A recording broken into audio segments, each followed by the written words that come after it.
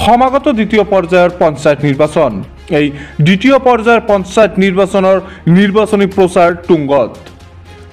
ইয়াৰ ধুবুৰী জিলাৰ গোলাগঞ্জ বিধানসভা সমষ্টিৰ গোলাগঞ্জ বীৰ চিলাৰায় মেলা ময়দানত বিজেপিৰ বিজয় সংকল্প সমাৱেশ। বিজয় সংকল্প সমাৱেশত মুখ্য বক্তা হিচাপে উপস্থিত থাকে অসমৰ জনপ্ৰিয় মুখ্যমন্ত্ৰী ডক্টৰ হিমন্ত বিশ্ব শৰ্মা। নিৰ্বাচনী প্ৰচাৰ সভাত কংগ্ৰেছক তীব্ৰ সমালোচনা কৰে। কংগ্ৰেছৰ দিনত আশাকৰ্মী আৰু LP স্কুলৰ ৰন্ধনীৰ চৰকাৰী চাকৰিৰ বাবে টকা দিব লাগিছিল। কংগ্ৰেছৰ দিনত এটা সূতা পাবলৈ হ'লে দালাল আছিল। কংগ্ৰেছৰ হাতৰ চিন বাদ দি লুংগিত চিনত দিব লাগে। গোলাগঞ্জ বিধানসভা সমষ্টিৰ 40,000 অৰুণোদয় দিয়াৰ ব্যৱস্থা কৰা হ'ব। যিসকলে অৰুণোদয় ফৰ্ম পোৱা নাই তেওঁলোকৰ কাৰণে আৰু 4,000 অৰুণোদয় দিয়া হ'ব। অসমত 1 অক্টোবৰৰ পৰা 650 টকাৰে গেছ পাব আৰু উজ্জ্বলা গেছ 250 টকা দিয়া হ'ব। গোলাগঞ্জৰ পৰা পপিয়া চৌধুৰীৰ প্ৰতিবেদন, টাইম 24 আছাম। আমাৰ গোলাগঞ্জ সমষ্টি ধুবুৰী জিলাত মই প্ৰচাৰৰ কাৰণে আহিছিলোঁ। জিলা পৰিষদত এজন আমি ইতিমধ্যে জিকিছোঁ। ৰাইজৰ উৎসাহ উদ্দীপনা মোৰ মনত আহে যে অকল গোলাগঞ্জ নহয়, ধুবুৰী জিলাতে আমি ভাল ৰিজাল্ট এবাৰ কৰিব পাৰিম। দেশদ্ৰোহীমূলক যি পোষ্ট ক্ৰমান্বয়ে দেখা গৈছে বিভিন্ন ঠাইত হৈছে।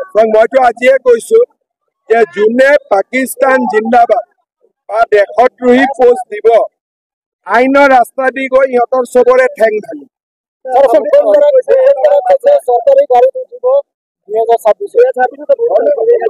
বিজেপি জইন কৰিলেতো পাৰিবই চৰকাৰী লৈ ল'ম।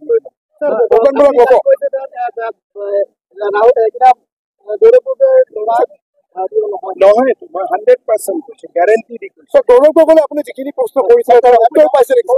উত্তৰটো পোৱা নাই। পিছত পুলিচে মাতি উত্তৰ লৈ ল'ব।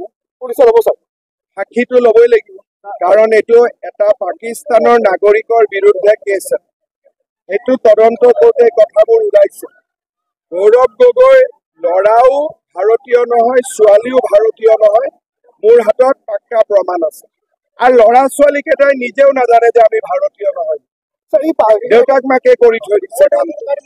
পাকিস্তানত যোৱাটো আৰু থকা 100%। মোৰ হাতত এভিডেন্স আছে। কিবা কৰিব লাগে অবৈধভাৱে। এতিয়া আমি চাই আছো 15 দিন কি কৰি আছিলে তাততো কোনো টুৰিজিম প্লেচ নাই। তাতেতো যি আছে সন্ত্ৰাসবাদীৰ আড্ডাই আছে।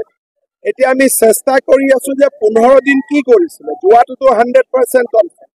দেশ বিৰোধী কিবা কাৰ্যকলাপত জড়িত তাতেতো দেশ প্ৰেমৰ কোনো কামেই নহয়। পাকিস্তানৰ দেশ ভাৰত প্ৰেমৰ কিবা কাম হ'ব নেকি? পাকিস্তান হামলাৰ পিছতে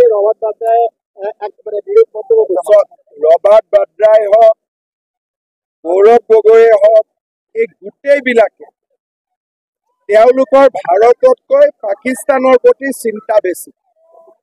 আৰু সেইকাৰণে কাৰো পোষ্টত পাকিস্তানক গালি পাৰা আপোনালোকে নেদেখিব। চব মাজে মাজে লিখিব, ডাইৰেক্ট একো নিলিখে, চব মাজে মাজে। देखिए, बांग्लादेश मेरा नहीं लगता है कुछ कर पाएगा, लेकिन ठीक है, अगर कुछ करेगा तो दिखा जाए।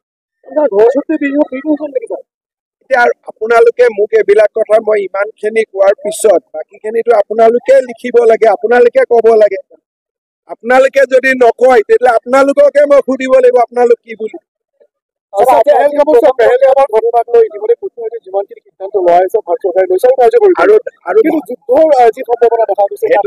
ক'ব নোৱাৰো, কিন্তু মোদী ডাঙৰীয়াই যি কৰিব লাগে নিশ্চয় কৰিব।